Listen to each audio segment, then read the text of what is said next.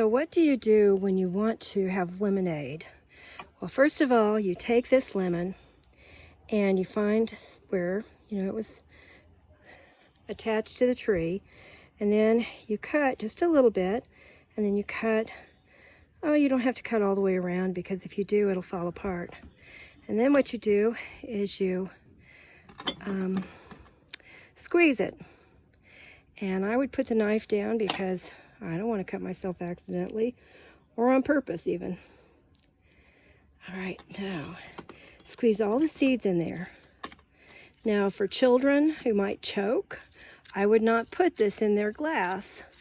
But for me, I'll put it in my glass because I kind of don't mind the seeds. They don't bother me.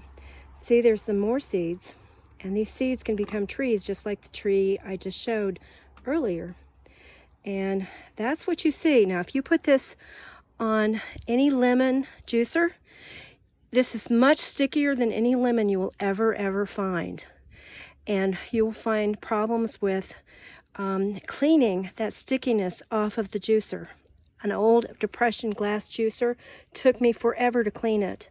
So what I do with this goes into compost. And it's going to be at the bottom of my soil, so I won't need that. This right here, this little tiny bit of juice is enough for a quart or a liter.